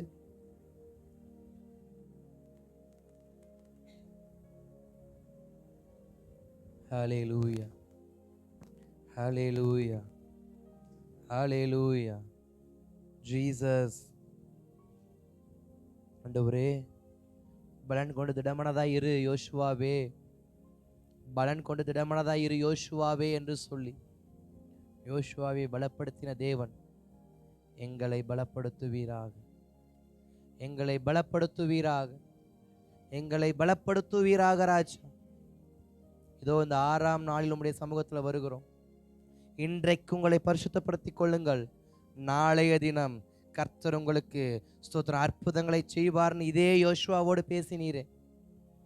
இன்றைக்கு என் இருதயம் பலப்படட்டும்பா, இன்றைக்கு என் இருதயம் பலப்படட்டும்பா. சில பலவீனமான காரியத்துல என்னைய கர்த்தர் பலமுள்ளவனாய் மாற்றுங்க. சில தீர்க்க முடியாத தீர்மானங்களை எடுக்க என்னை பலமுள்ளவனாய் மாற்றுங்க. சில குழப்பமான சூழ்நிலை தெளிவான முடிவெடுக்கிற பலமுள்ள இருதயம் உடையவனை மாற்றுங்க. நான் ஒருவரை சார்ந்து கொள்வதை விட கர்த்தர் எனக்கு ஆதரவாய் இருக்கிறார் என்ற ஒரு நிச்சயத்தோடு வாழ எனக்கு உதவி செய்யுங்க. நான் எப்பயுமே இன்னொரு மனுஷனை டிபெண்ட் பண்ணி இன்னொருவனை நம்பி வாழ்வதை விட கர்த்தரே எனக்கு ஆதரவாய் இருப்பீராக.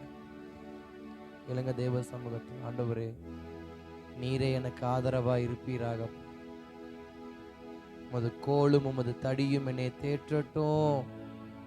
கேளுங்க தேவ சமூகத்தில், உமது கோலும் உமது தடியுமே என்னை தேற்றட்டும். ஆண்டவரே, எனக்கு வேற ஆலோசனை இல்லப்பா, வேற எங்க செல்லுவேன் ஆண்டவரே? உடைய சமூகத்தை விட்டு நான் வேற எங்கப்பா செல்லுவேன்? உடைய சமூகம் எனக்கு போதும் ஆண்டவர், என்னை நடத்துங்க.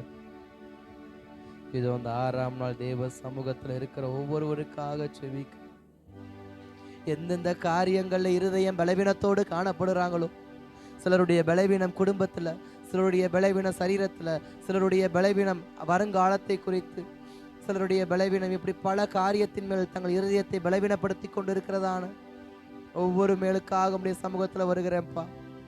ஒவ்வொரு மேலும் இந்த கிருபை இறங்கட்டும்.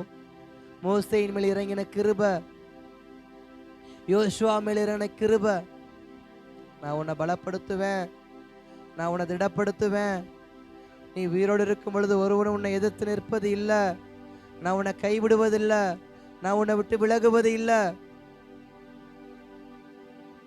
என்று சொல்லி பேசினீர். அப்பா ஸ்தோத்திரம். அதை புரிந்து கொள்ள கர்த்தர் உதவி செய்யுங்கப்பா. இருதயங்கள் பலப்படட்டும்பா. அன்பின் பரலோக பிதாவே, இயேசுவின் நாமத்தில் ஜெபிக்கிறோம். இந்த மாலை நேரத்திலும் ஆண்டவரே கர்த்தரே எங்களுக்கு ஆதரவாய் இருப்பீராக. இன்றைக்கு மோசே இழப்புக்காக யோசுவா துக்கம் கொண்டாடி தன் ஸ்தானத்தை, தன் ஊழியத்தை, தன் பொறுப்பை, தன் அழைப்பை, தன்னுடைய வாக்கு தத்தத்தை மறந்து அவர் தன் துக்கத்தில் மூழ்கி கொண்டிருந்தவரை பார்த்து எழுந்திரு, புறப்படு என்ற சத்தம் துணித்தது போல இன்றைக்கு சபையை பார்த்து கர்த்தர் எழுந்திரு, புறப்படு, துரிதமாய் செயல்படு என்ற சத்தம் கேட்கட்டும், சத்தம் கேட்கட்டும். இன்னைக்கு சில குடும்பங்கள் எழும்பட்டும், சில ஆவிக்குரிய சகோதர சகோதரிகள், தாய் தகப்பன்மார்கள் எழும்பட்டும், துக்கத்தை விட்டு எழும்பட்டும், அழுகையை விட்டு எழும்பட்டும், புலம்பலை விட்டு எழும்பட்டும். அழுகையை பள்ளத்தாக்கு உருவ நடந்து அதை நீரூற்றாய் மாற்றிக்கொள்ளட்டும், நீரூற்றாய் மாற்றிக்கொள்ளட்டும். இந்த 6ஆம் நாள் அழுகை மாறட்டும், அநேகருடைய அழுகையின் சத்தம் மாறட்டும். கர்த்தர் ஆதரவாய் இருப்பீராக, கர்த்தர் ஆதரவாய் இருப்பீராக. கர்த்தரே எனக்கு ஆதரவாய் இருந்தார், கர்த்தரோ எனக்கு ஆதரவாய் இருந்தார், கர்த்தரோ எனக்கு ஆதரவாய் இருந்தார். என்னை அநேகர் வெறுத்தார்கள், என்னை அநேகர் எதிர்த்தார்கள், கர்த்தரோ எனக்கு ஆதரவாய் இருந்தார். எஸ், இந்த 6ஆம் நாள் சபை முழுவதும் கர்த்தருடைய ஆதரவு உண்டாகட்டும். இந்த 6ஆம் நாள் ஜெபத்தில் அமர்ந்திருக்கிற யாவருக்கும் கர்த்தருடைய ஆதரவு உண்டாகட்டும், கர்த்தருடைய கிருபை உண்டாகட்டும், கர்த்தருடைய அனுக்கிரகம் உண்டாகட்டும். நம்முடைய கரத்தில் ஒப்புக் கொடுக்கும் இயேசுவின் நாமத்தில் நல்ல பிதாவே.